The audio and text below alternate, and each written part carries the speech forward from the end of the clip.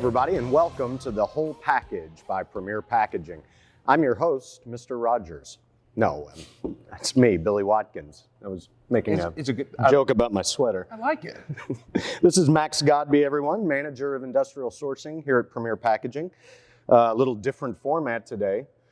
We're not going to talk about you. Thank goodness. I think people don't want to know about me.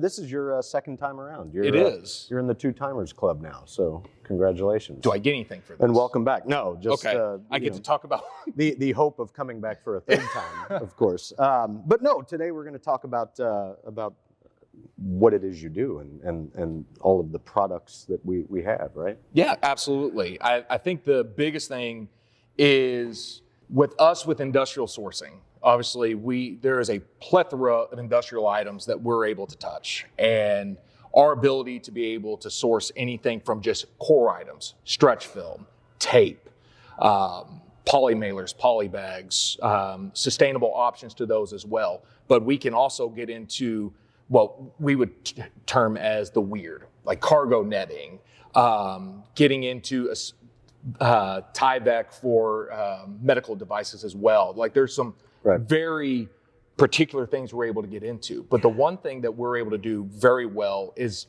be able to get best cost on core items like the tape, stretch film, items like that, but also make it to where it's the best fit for the customer as well. I'm often reminded, and maybe I've told this story, I think I've told all of my stories before I'm running out, but when I first came here, I knew Premier was a little different. I putting in an order and had to find a finished good number for, I don't know who we were selling it to, but it was we would have a bucket of nails. Exactly. And I'm like, oh, I thought we were a box company, but right. here's your bucket of nails. So what should we start with? So I want to start with this volleyball first. So basically what we're wanting to do today is talk about two of those core items, which would be our carton sealing tape and then our void fill. And so what I would like to do for the exercise, we're going to go and take a deep dive into a volleyball package, a set of books, and then also in the terms of tape, this Premier Packaging printed water activated tape as well. So starting with this volleyball, and just a synopsis of just tape, because it's a commodity item. It's one of those items for the longest time that people were buying based off of value. But as the world of packaging and e-commerce has changed, so many facilities has made this into a commodity item. It's like, I just want the cheapest thing. Right. I want the cheapest thing. It doesn't matter how many strips of tape it takes to do the box. I just want that. And Premier, while we can do a down and dirty tape, we always provide options. Again, tape for one customer is not going to be the best tape for another customer. And you'll get a lot of suppliers that will try to fit a one style tape. Traditionally would be a 1.8 to a 2 mil tape. Okay. And that's just a universal, just use this and you're good. Right. And you'll be most likely fine. But you get into situations because a 1.8 to 2 mil tape, that's good for like a 25-pound carton. What happens for like a volleyball or a package of pens or one or two books? It's kind of overkill. And not only is it overkill, but it's also in a situation to where it's not very sustainable as well. And we've been able in our sourcing department to be able to ask these down gauging questions of, is it justifiable to just put them in a standard tape? Or is it good to be able to provide an option of, we can not only give you a cheaper option with a smaller mil tape, a 1.6 or a 1.4 mil, or we can also be able to help them sell that sustainability story as well. So you look at this volleyball, and typically with a volleyball, just for the sake of the example, usually would be in a corrugated die cast cut for something like this. But I want to show off this tape. Okay. So we would be able to put this in a standard carton sealing package and be able to put this in. And now it's like, okay, this company we're dealing with right now only deals with volleyballs or basketballs. Basically anything that's going to be far less than 15 to 10 pounds. Okay. It's not justifiable to be able to, as a supply chain specialist, to go in there and just flat rate, just like, just put them in a 2 mil tape, charge them this much, and it's good. That's not what Premier does. Right. So we're able to ask this question, like, all right, let's get them in the best type of tape, which would be in a line of a 1.4 or a 1.6. We've got various tapes that we'd be able to use for this. Second question that comes up is, what type of facility is it? Billy, did you know that there's different types of adhesives for tapes as well? Okay. We've got a hot melt and acrylic. Hot melt, if you're in a really dusty environment, very dusty warehouse, this is your best bet. It's a very cheap adhesive, but it does great in dusty environments because it's able to tack through, especially when you've got particles that are landing on the box. That hot melt is able to drive through those and adhere to the box very well. Okay. But what if you're dealing in a place that's maybe not temperature controlled or environmentally controlled? You're dealing with a place where, inside your warehouse can get to about 120 degrees. I can't tell you the amount of times we've walked into a facility where we're doing a walk, and then we look at their tape machines, their tape heads, or just looking at the tapes that they're putting just in their dispensers, and the amount of just gunk, adhesive gunk that's just lining up on this equipment. Basically and they're like, melted off. Exactly, and they're like, this tape is awful. It's like, well, the tape may not be awful. This is just not the right application for you. You're in a very hot environment. We need to put you in a different adhesive, which you could tell in the difference on this. Hot melt's going to have a very yellow tint to it, where acrylic is going to be a very much clearer. Okay. It's a cleaner looking tape. This would also be a great tape when it comes to being in a retail environment as well. Because over time, if you are dealing with, let's say this isn't a craft carton. Let's say this is a prim white package.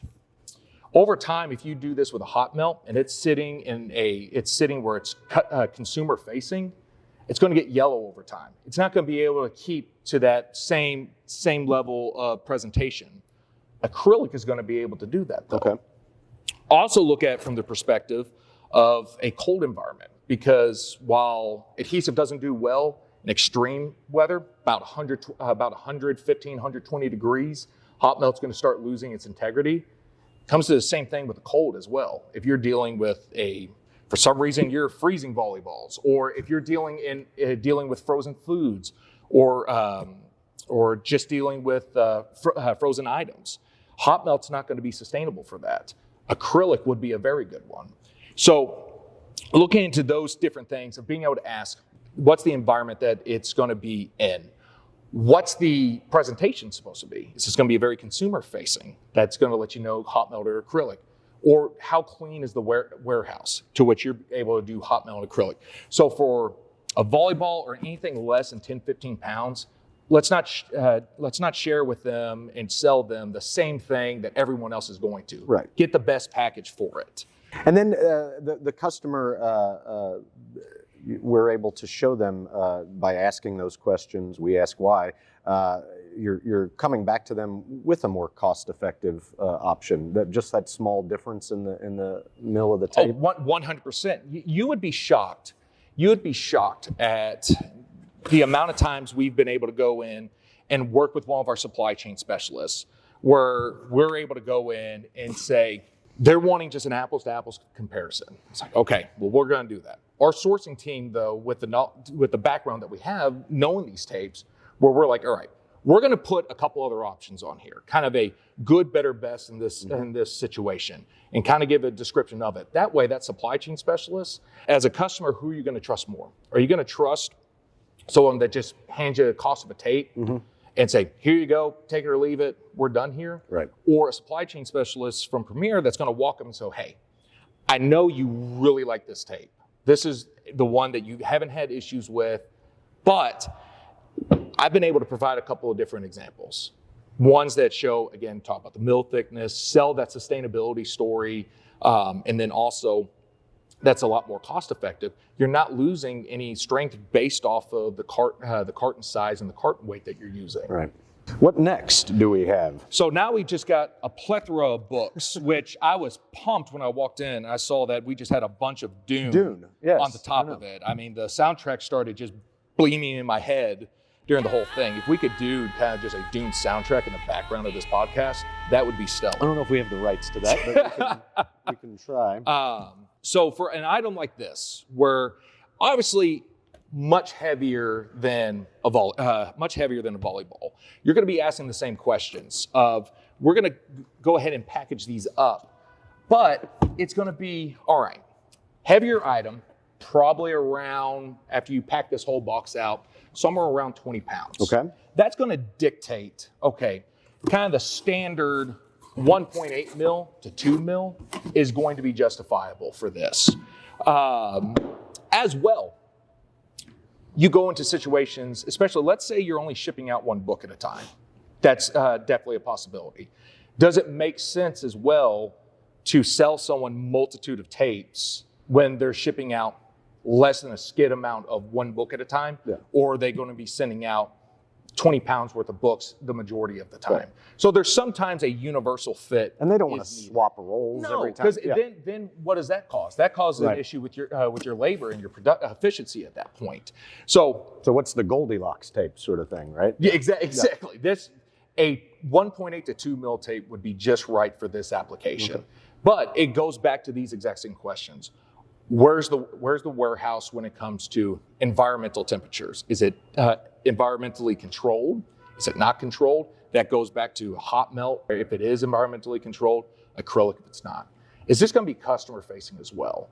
Is there need to be an aesthetic appeal when this box shows up? Again, kind of that unwrapping or unboxing experience. If that's the case, we need to go to an acrylic tape.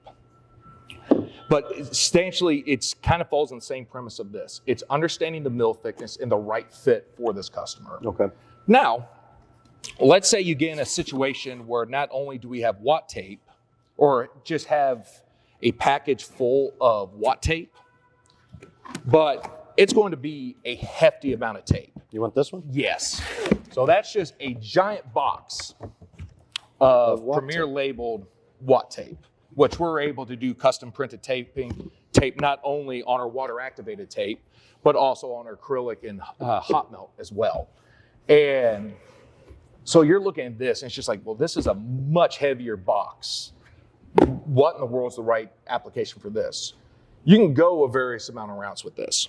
You can go with a 2.5, 2.7 mil. Again, we're in that kind of, we need to do an assessment type of land. Right. It's like, again, it's a commodity tape. Do you need to do that much with it? Again, we're able to do these assessments very easily, free of charge. Our team does the testing on it and be able to decide, okay, we can go with like a 2.5 mil on this, or we can get you set up on water activated tape. And water activated tape is fantastic because I want to show you this, Billy, because this is where you can really nerd out when it comes to tape. And water activated tape is reinforced. So the typical term for it is a reinforced water activated tape. Okay. Little filaments in there. Yes, filament and fibers that cross through, and the adhesive on it is so strong that it becomes part of this box. So now you have a tamper evident side part of this as well. So when you tape up this box, you would need a manual or automatic water activated tape dispenser that we would be able to provide as well. And it'll shoot out 12-inch, 16-inch, 8-inch, whatever length of tape you need, fully automated. When you set it onto this box, the only way you're getting inside of this box is you've got to rip the box at that point. Right. So it's great for anyone that is looking for tamper evidence. Again, more secure. This is big in automotive, heavy packages, anywhere between 35, 45 pounds. There's some tapes out there that can even adhere to 70, 80 pounds as well. We've got several that are able to support in that. The one thing about water activated tape as well that's fantastic is the ability to be able to customize and custom print this. Right. Where if you are someone that's really concerned about presentation, we could do printing on these, and the printing looks so good.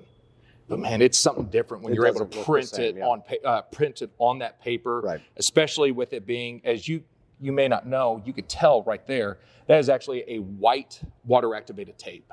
So it's just a reverse flood print that we're able to do on here, and just look, it just absolutely pops when that is, again, when you're worried about that unboxing presentation. As well, if we want to go back and kind of review, so biggest things when it comes to tape is we've got to look at where this is going to be packaged. We have to look at the warehouse. We need to look at the weather that it's in, decide, is this a hot melt environment? Is this acrylic environment? If it's going to be customer facing, or is it going to be a retail facing, or is it just going to be just through strictly distribution? And then looking at the weights of the cartons as well, and knowing what is the right fit for this customer. Talked about tape. The one thing that kind of runs into the same realm as well is void fill. So, Billy, I'm going to put you on the spot here. You know what void fill is? Well, yeah, there's many different types, whether it's paper or air filled, but it's what you're putting in the box to fill the voids. There you go, and that's all it is. That's when I'm training any new sourcing specialist. That's the first thing I ask is give a detailed description of what void fill is, and they're like, well, there's a plethora of items. It's anything that's able to fill a void. That's all we've got. All we have to worry about. Yeah. It's figuring out though what is the right application for it, because it's not just throwing some pieces of craft paper or bubble wrap in there to just fill something. It's the right application for them. So let's go back to this volleyball again. So we knew that this is going to be a lighter tape. This is an item that would be a great commodity void fill. So this is probably an item that you don't want craft paper to be around, simply on the point of possibly of abrasion, can cut up. Again, paper, while it can be crinkled up, tissue paper is a void fill as well, where it's not going to be able to really be abrasive. Right. Standard craft paper can get a little abrasive, enough where you can get a paper cut. So this is probably an item we don't want to go with just a craft paper, but your standard bubble wrap, which bubble wrap comes in various size bubbles, and you can buy them. Again, we've got bundles that you've seen, take up a whole lot of space, but it's effective. Right. There's a reason why this has been around Still for around. a long time. Now, as you can see when we package it, do our packaging the right packaging way, fully encompass it, get it through, void is completely filled up, and light, and good to go. Here's the issue with bubble wrap though. As I said, a bundle is massive. A truckload of bundle is a truckload of bundle. Right. Essentially, you're shipping air. Yeah. It's not it's really awful to be able to ship as well. The amount of fuel that you're burning for such a very low dense item. Inflatable bubble is a much better alternative. Not only are you able to save on warehouse space, but one skid of inflatable bubble is the equivalent to a full truckload of regular bubble wrap. Wow, that's amazing. That so you're able the to just film for this is the same as a truckload correct. of So rolls. just as the name implies, the customer would be inflating the bubble. Mm-hmm. So you could set up a piece of equipment and it has the deflated bubble just on a roll on the back of the machine.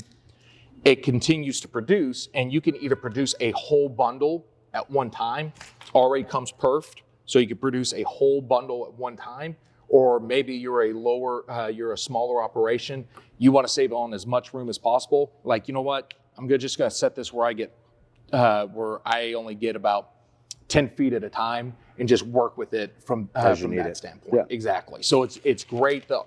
It's got a great ROI, and then the one thing as well is there's a lot of sustainable options when it comes to PCR, recycle content, recyclability that a lot of our partners have been able to develop with this as well. So this would be a great option for your volleyball. It could be a great option if you were doing just a single or a couple books to be able to wrap, because again, you can also control the mill thickness on this as well. So you can do a standard, just like that's the one negative about bubble wrap. Yeah, it comes to about maybe standard, economy. There's a military grade as well, which I didn't know. I was like, realize like, that? what are you wrapping? But we've also got several different options when it comes to mill thickness, especially if you're dealing with it's one thing if you're doing this book and it's a paperback, Right. but a hardback book.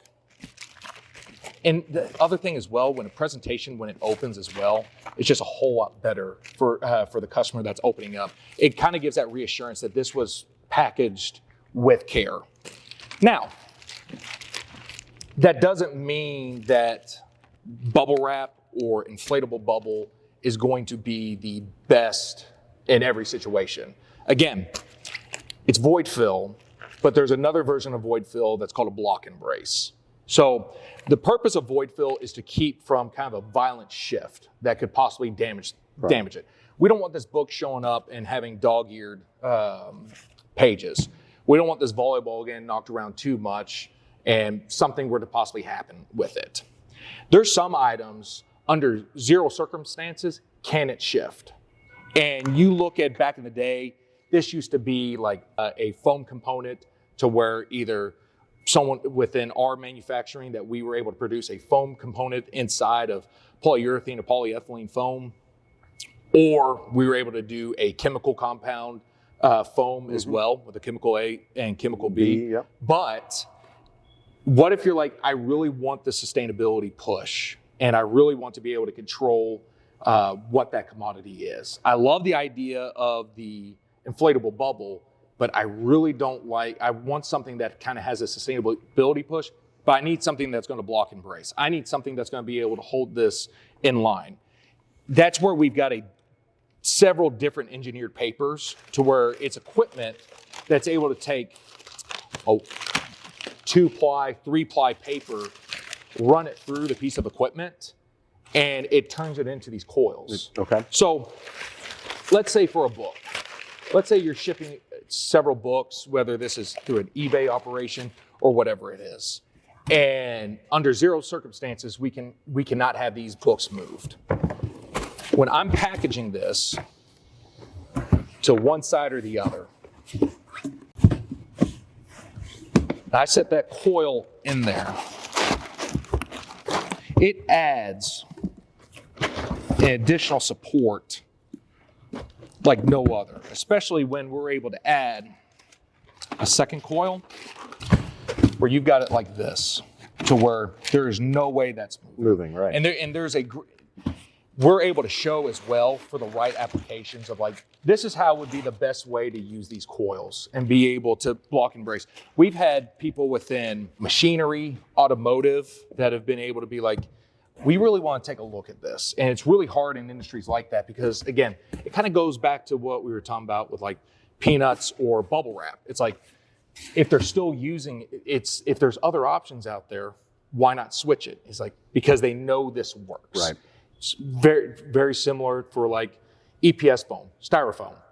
It's like, I get it. This could work, but it's like, I know it's not going to move if I'm using this or not.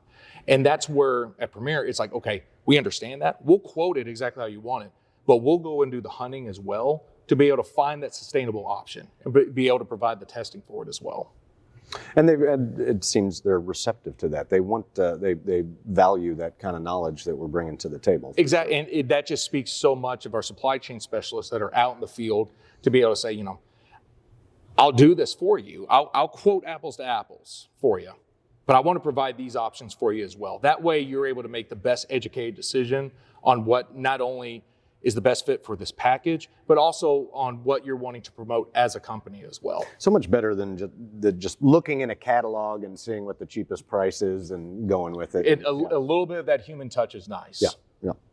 All right, Max, thank you very much for showing us some of these applications, some of these items that we offer and how we work with the customer to get the right fit. No problem. Thanks for having me. I appreciate your time. Thank you. Also, I think this was my first podcast where I really didn't have to say much. So I appreciate any time I don't have to open my mouth. I'm happy. Thanks everybody for watching. Until next time, I'm Billy Watkins with the Whole Package by Premier Packaging. Bye-bye. Do you have comments, questions, or ideas about this topic? If so, we'd like to hear from you. Please visit primpack.com/podcast to let us know what you think. Thanks.